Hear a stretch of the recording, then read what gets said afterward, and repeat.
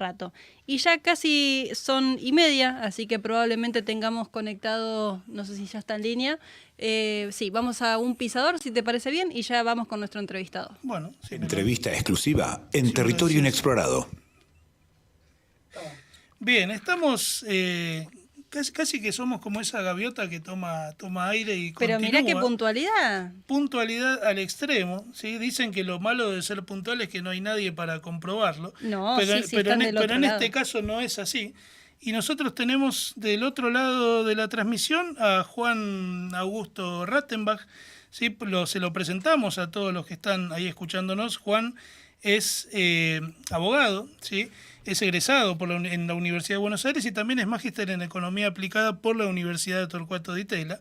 Y actualmente es secretario ejecutivo del Museo Malvinas y asesor de contenidos del Museo Malvinas, que también tiene dentro de su currículum la edición o la compilación de 2 libros que salieron en el año 2022 que tienen que ver con la ciudad de Río Grande, ¿sí? Sí. Ciudad de la Soberanía, y el otro que se llama Una Nación en el Mar, en donde se trabaja sobre proyección argentina desde la cuenca del Río del Plata al Polo Sur, con una perspectiva de análisis que tiene que ver con precisamente las islas y el Atlántico sudoccidental. Así que Juan, buenas tardes y bueno, bienvenido a Territorio Inexplorado. Muchas gracias antes que nada por tu tiempo.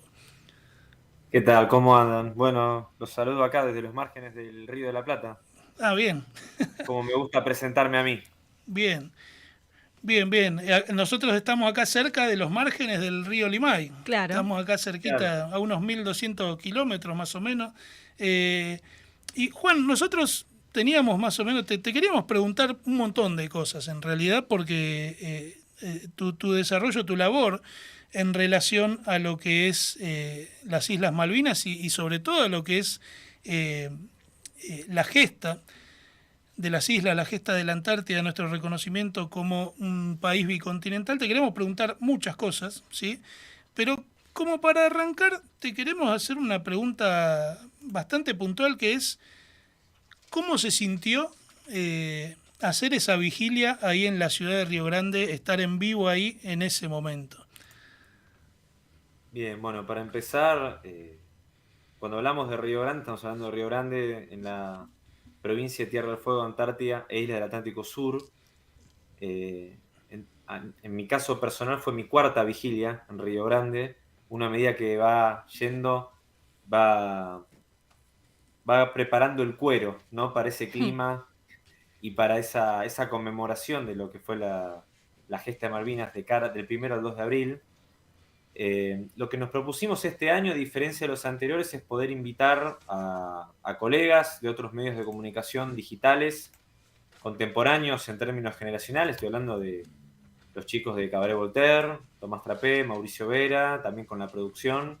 Se han sumado también, ellos siendo de Rosario, se han sumado también colegas de Buenos Aires, de medios como La Estratosfera, ahí estuvo en la conducción Leila Bechara, y también se han sumado otros medios como Paritarias Libres, que son medios que tienen, como bien indica su nombre, tienen un enfoque más de una perspectiva de sindical y de trabajadores creando sus propios medios, su propia visión.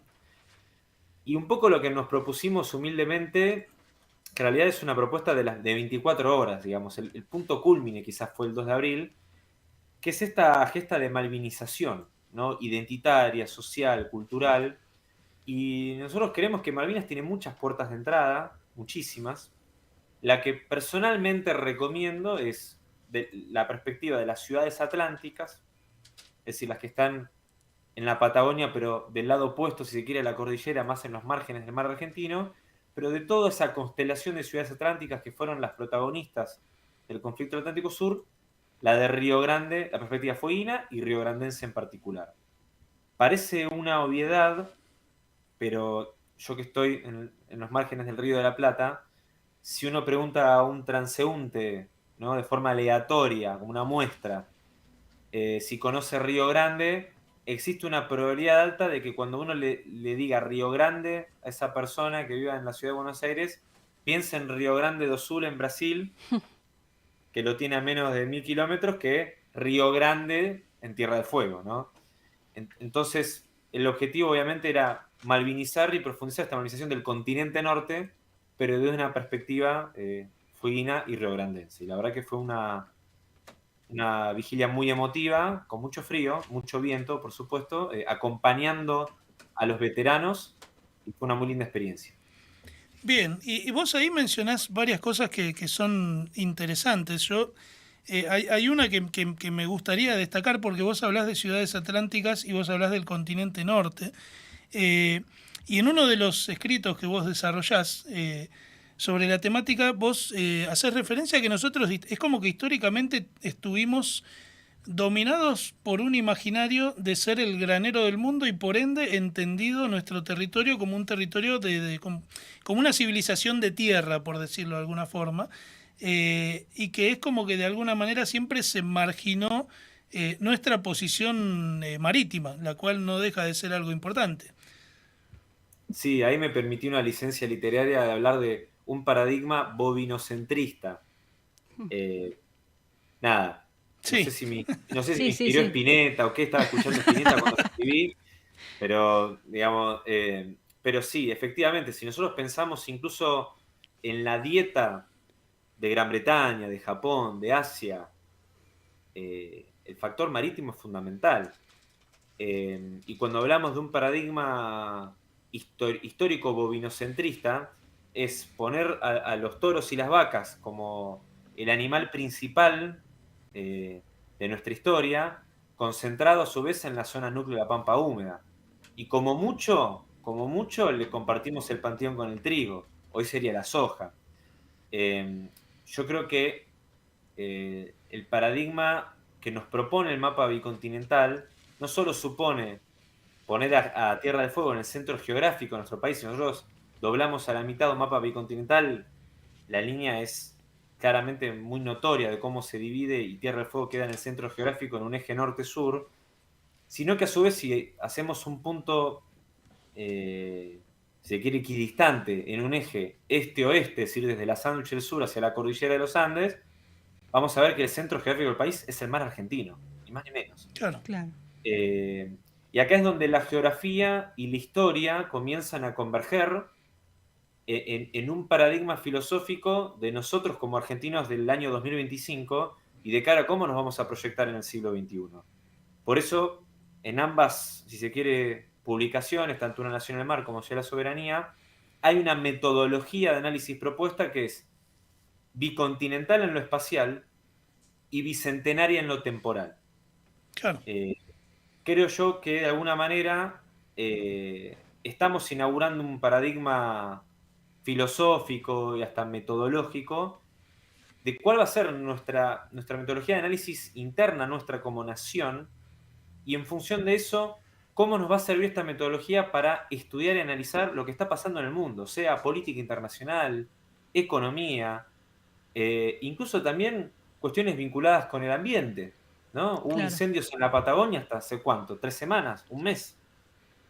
Me parece que hasta incluso nos permite analizar la importancia geopolítica de la Cuenca del Plata y las vías navegables, la importancia de lo que serían nuestros recursos mineros en el noroeste argentino, también la importancia estratégica de la Patagonia y como ahí esa península sudamericana que termina en Ushuaia, nuestra proyección hacia el otro continente, que es la reserva de agua dulce más importante del mundo. Claro.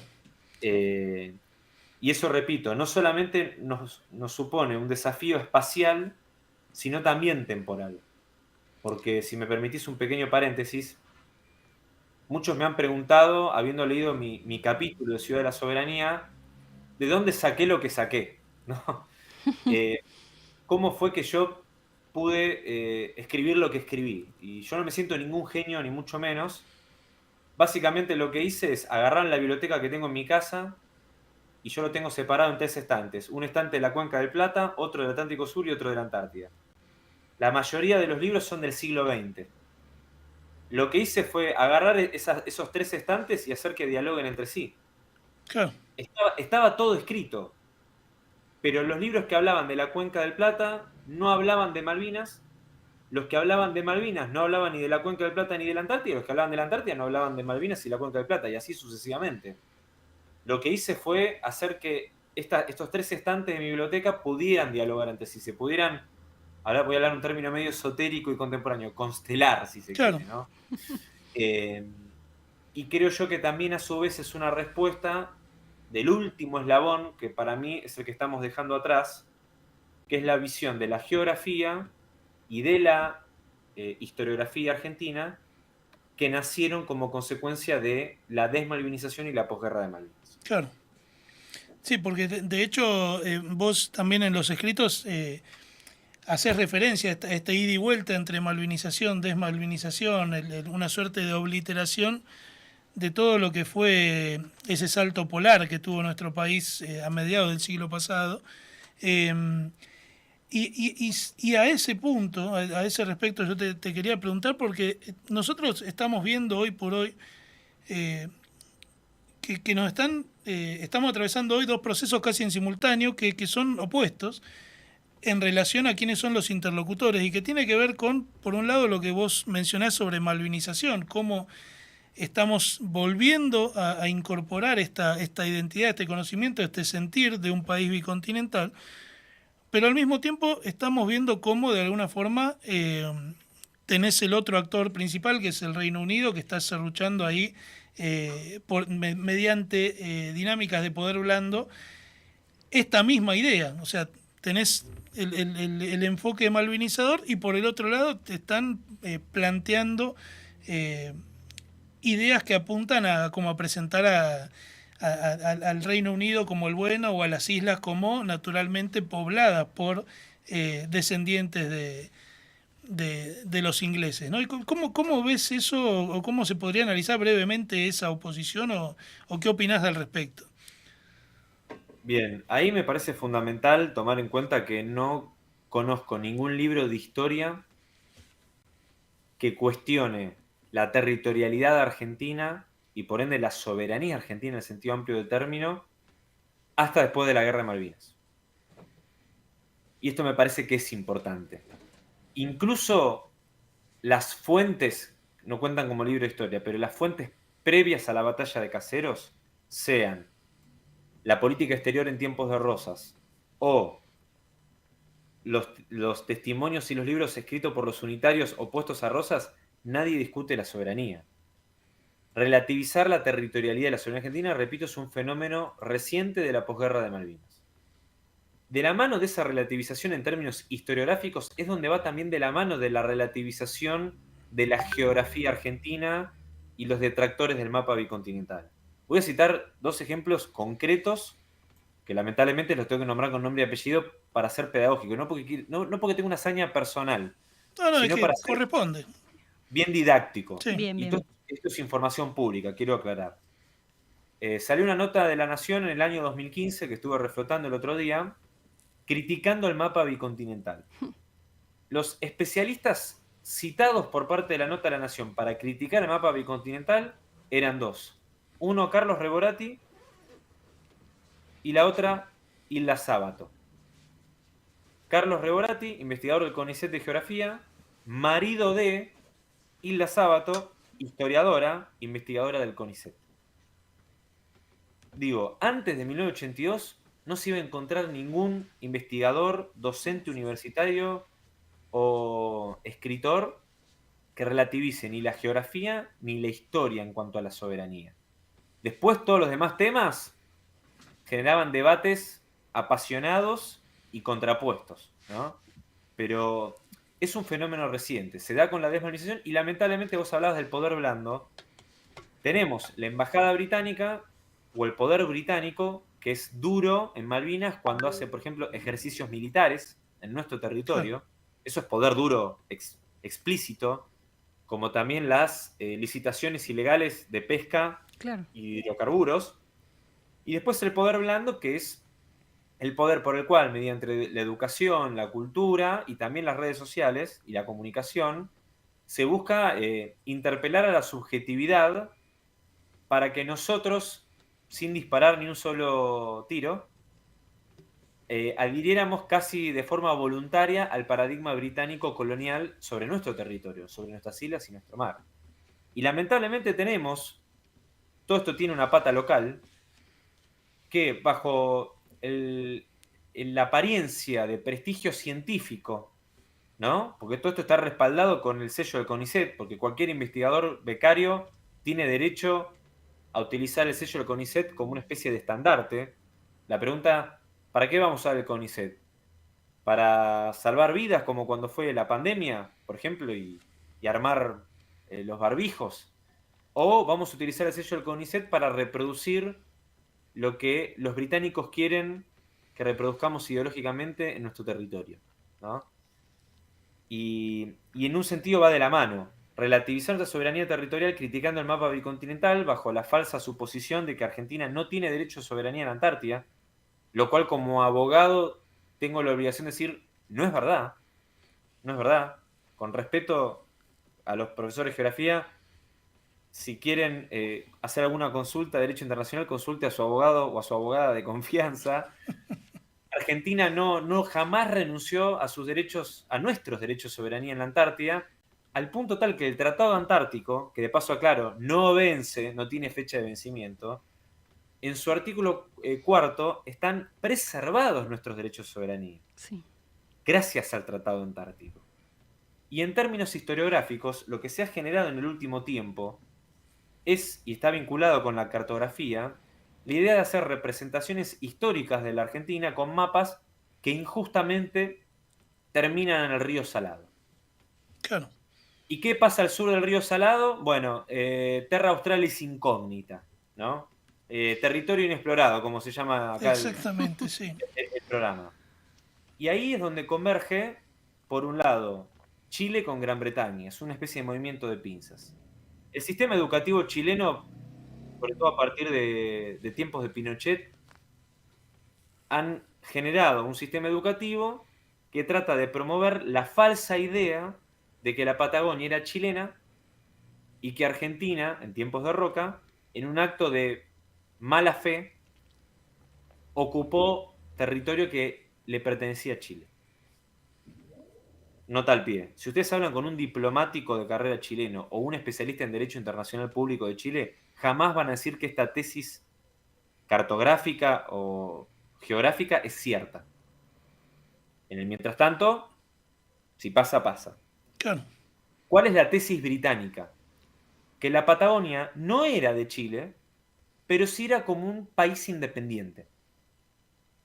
Y que Argentina anexó territorio que no le correspondía. ¿Bajo qué suposición? Que los caciques y sus comunidades, sus respectivas comunidades en el sur, tenían una especie de autodeterminación independiente para hacer un paralelismo con ¿qué? Con la autodeterminación de los pueblos de los isleños, que implantaron ellos a partir de 1833. Y acá necesito recomendar, voy a aprovechar que lo tengo acá a mano, quiero que lo enfoque bien la cámara, un libro que lamentablemente salió en 2024, porque tendría que haber salido en 2010 y nos hubiera ahorrado un montón de dolores de cabeza, no sé si lo enfoca bien la cámara, bueno, ahí justo el fondo me traiciona, que se llama Calfulcurá y los asuntos de la patria, otra historia para ganarle el olvido, de Daniel Fernández y Mercedes Lobato.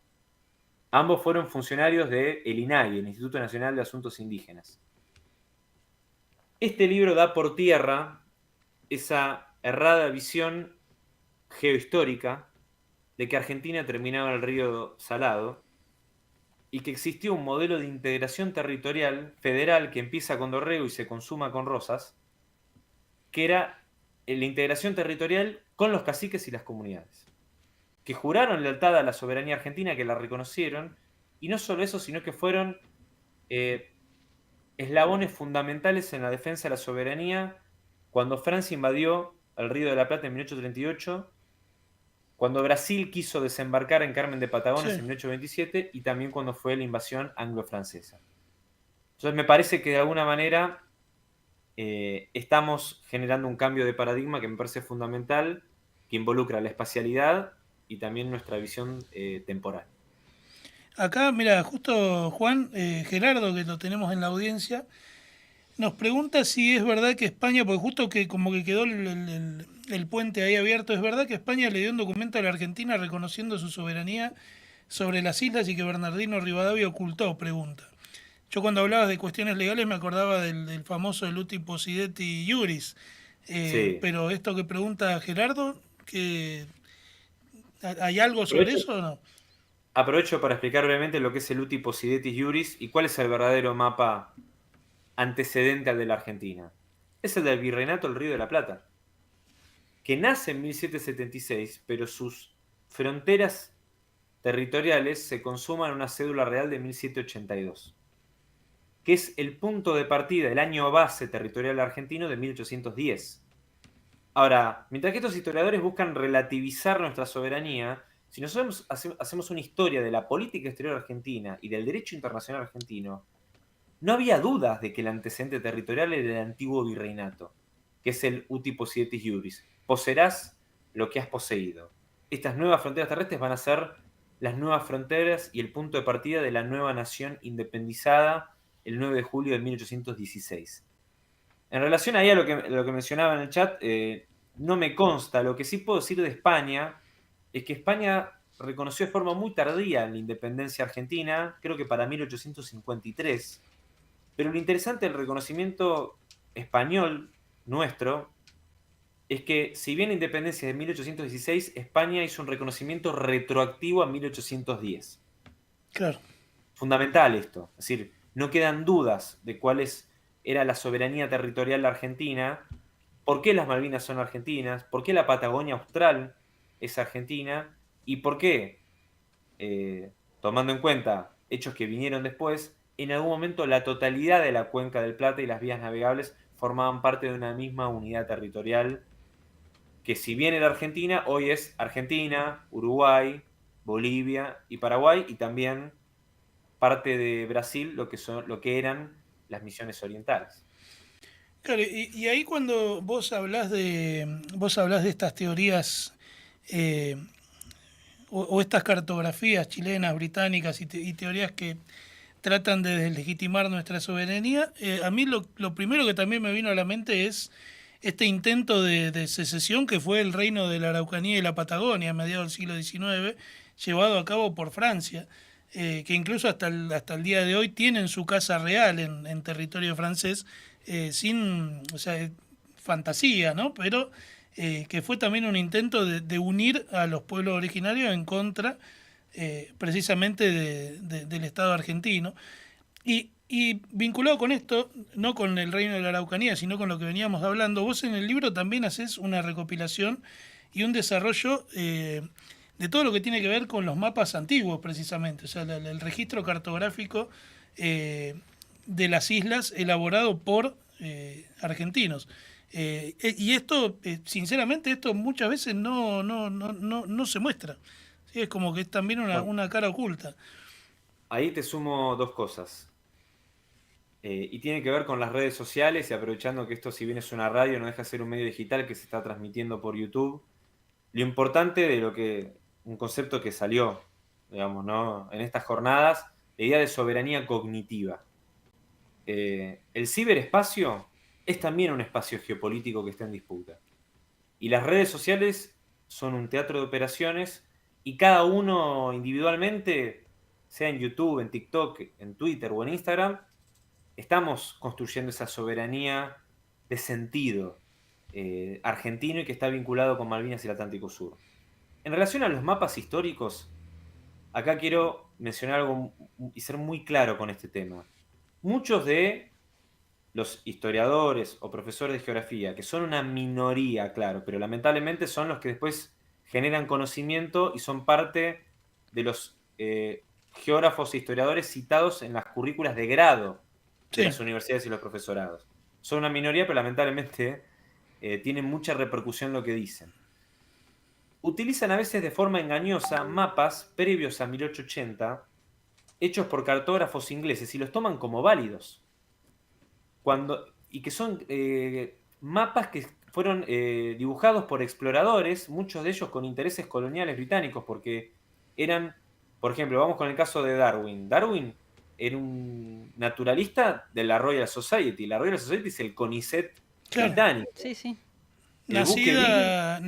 Nacida al calor claro. del auge de todas las sociedades geográficas también ¿cómo se llama? A mediados del siglo XIX, o sea, de la forma de sistematizar conocimiento de territorio ajeno.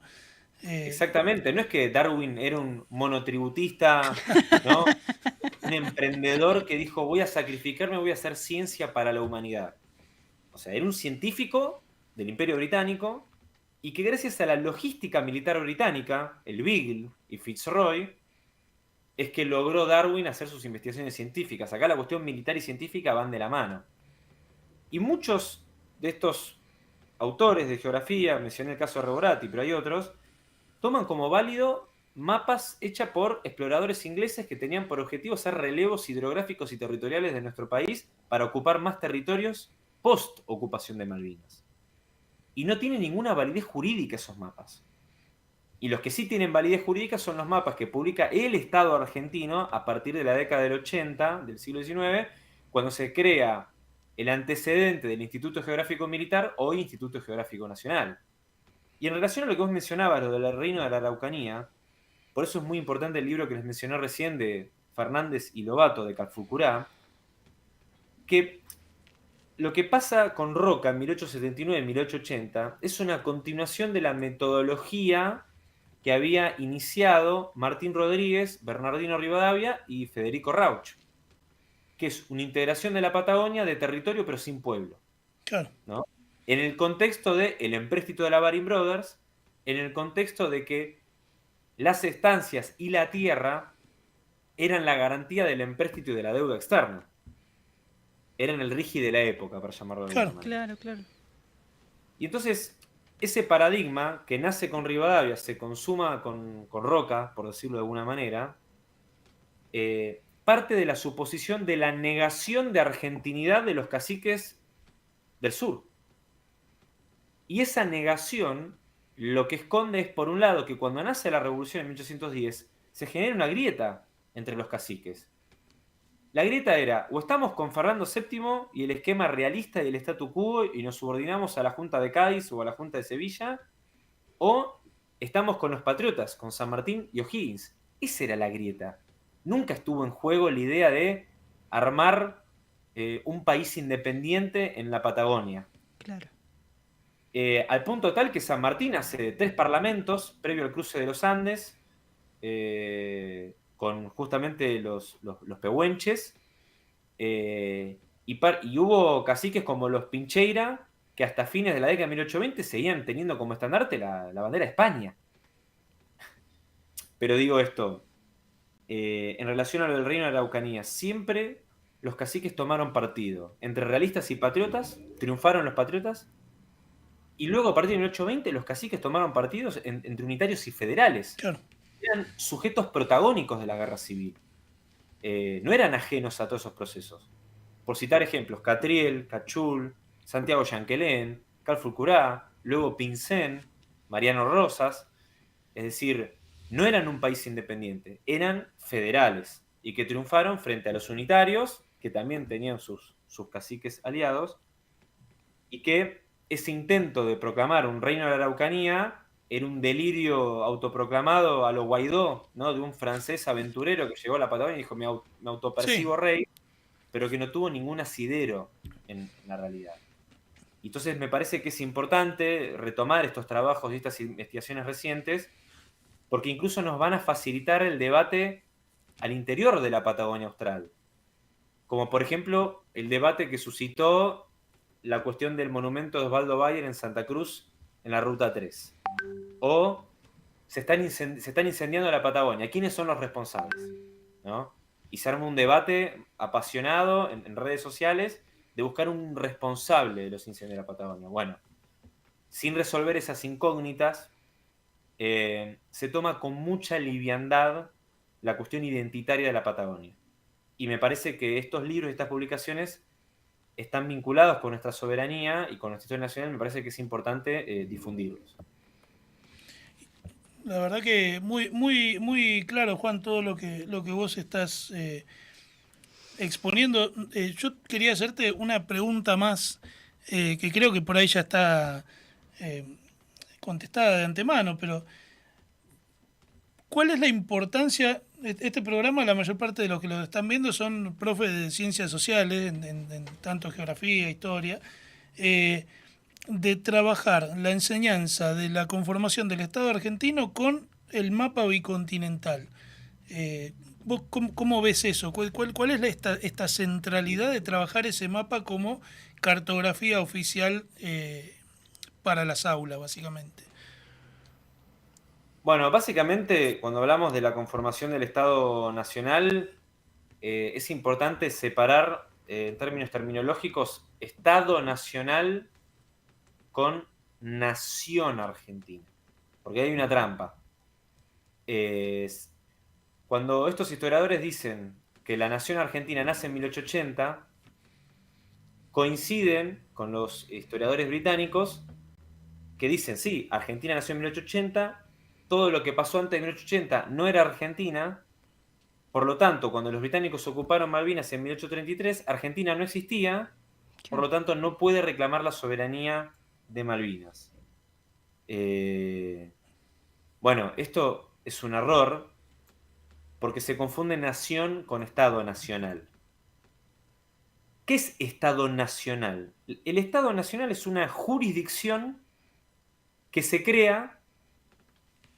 intentó crear con la Constitución fallida de 1819, con la de 1826, la unitaria, y se termina de consolidar a partir de la Constitución de 1853 con la reforma de 1860. Lo que tenemos después de 1853, de cara a 1880, es un proceso de centralización, donde este nuevo Estado Nacional, como una jurisdicción separada de los estados provinciales, va a ir incorporando mayor cantidad de atribuciones. Se disuelven las milicias provinciales, se crean unas Fuerzas Armadas de alcance nacional, se disuelve la emisión monetaria provincial, tenemos el monopolio de la emisión monetaria de parte del Estado Nacional, y así sucesivamente, ¿no? Ahora bien, no es que lo que estaba anterior a la Constitución no era Argentina. Era Argentina, pero el sistema jurídico era un sistema confederativo. Puertas para afuera, en lo que respecta al derecho internacional. Argentina es un sujeto de derecho internacional desde la Revolución de Mayo de 1810. Gran Bretaña, que reconoce nuestra independencia en 1825 como un Estado independiente de España, no puede fingir demencia y decir que nosotros nacimos en 1880. Ya éramos un sujeto de derecho internacional, población, gobierno y territorio. Después, como nos organizamos internamente, gobierno unitario, confederativo o federal, esa es otra discusión, pero eso es una discusión interna. El problema es que muchas veces de las confusiones que se han generado de la posguerra de Malvinas para acá es extrapolar lo que es una discusión de organización interna a una cuestión de soberanía externa. Por eso me parece que es importante separar Estado Nacional como una figura jurídica de nación argentina. ¿Cuándo nace la nación argentina? A partir del rechazo a las invasiones inglesas de 1806 y 1807, con la famosa consigna de Manuel Belgrano, el antiguo amo o ninguno. Ese caldo de cultivo y organización de milicias es lo que luego va a derivar en la revolución de 1810 y su éxito, porque hay que sostener una revolución. No es simplemente una proclama en un cabildo. La revolución costó mucho sostenerla. Detrás de eso vino una guerra sangrienta, compleja, que fue terrestre, pero también incluyó operaciones navales y que tuvo alcances continentales. Entonces me parece que de alguna manera es importante aclarar estos términos, y cuando hablamos de la bicontinentalidad, que mencionaste recién, Argentina es el país con mayor presencia permanente e ininterrumpida en la Antártida, desde el 22 de febrero de 1904, aventajando 40 años a Chile y Gran Bretaña y 50 años a Australia y Nueva Zelanda. Tenemos el récord Guinness no reconocido de presencia permanente en la Antártida. No hay dudas de que la Antártida forma parte de la Argentina. Ahora, lo que sí quiero aclarar, siendo ustedes neuquinos, ¿no? Sí, dije bien. Sí, laburamos en Neuquén, vivimos en Río Negro, estamos Pero así somos como... porteños, al fin y al Pero cabo. nacimos en Buenos Aires y somos un mix de No, localidades. son patagónicos, no hay duda. Yo me considero fueguino por adopción, ¿no? O sea, no importa si nacieron en Buenos Aires, son patagónicos, no hay duda. Elegimos ser patagónicos, sí. Exactamente. Bueno, Argentina tiene reconocimientos recíprocos de soberanía con Chile. Argentina es el único país del mundo que reconoce soberanía chilena en la Antártida, fuera de nuestro reclamo. Chile es el único país del mundo que reconoce soberanía argentina en Chile por fuera de su reclamo, y lo que se va a superponer en el medio, y se superpone, se denomina Antártida Sudamericana.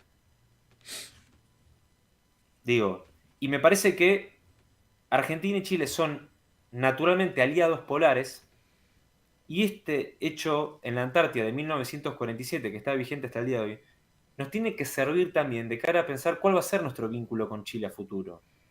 Si vamos a dejar que el árbol nos tape el bosque, el árbol sería el tándem Videla-Pinochet, el conflicto por las islas del Canal de Beagle y lo que fue la Guerra de Malvinas, o el bosque, que es el Atlántico Sur y la Antártida, nos va a servir para repensar nuestro vínculo bilateral con Chile y de forma mancomunada con el resto de los países de Sudamérica. Sí. Sí, no, y más en un momento en el cual, por ahí, esto hablábamos fuera de entrevista, cómo de alguna forma uno observa que de repente las grandes, o los países del norte, no sé ya a esta altura si grandes potencias, pero sí los países del norte están como volviendo a empezar a barajar o tratar de reorganizar sus espacios, sus periferias, y de repente volvemos a tener presencia o intereses explícitos norteamericanos en Tierra del Fuego, ¿no? Con la alineación de este gobierno, y también preocupante, al menos para mí, el discurso del 2 de abril, en donde de alguna forma indirectamente le habilita el principio de autodeterminación, ¿no? Que es lo que quizás el punto clave en todo esto también. Pero bueno, nada, no te quiero interrumpir. No, está bien, igual tampoco hay mucho más para agregar. Lo que sí quiero también transmitir tranquilidad es que lo que está pasando ahora en Tierra del Fuego son dos cuestiones muy importantes. La primera es el proyecto de la base naval integrada en Ushuaia, que sería nuestro polo logístico antártico. Ese proyecto nunca estuvo involucrado Estados Unidos. Fue un rumor, por suerte descartado.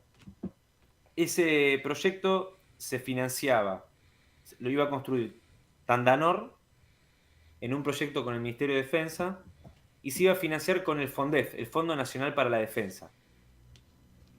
Este gobierno lamentablemente agarró el FONDEF y lo hizo languidecer. No sabemos qué es de la vida de este fondo, pero es tan necesaria para la geopolítica argentina ese proyecto del Polo Logístico Antártico, que lo que hizo el gobierno, a pesar de desechar este Fondo Nacional para la Defensa, fue agarrar el dinero del Fondo de la Ampliación de la Matriz Productiva, que es un fondo creado producto del régimen de promoción industrial de Tierra del Fuego, por el cual las empresas beneficiadas del 21% que retienen del IVA ponen en ese fondo el 15%, es decir, casi la totalidad. Van a agarrar el dinero de ese fondo, de la ampliación de la matriz productiva, para financiar el polo logístico antártico.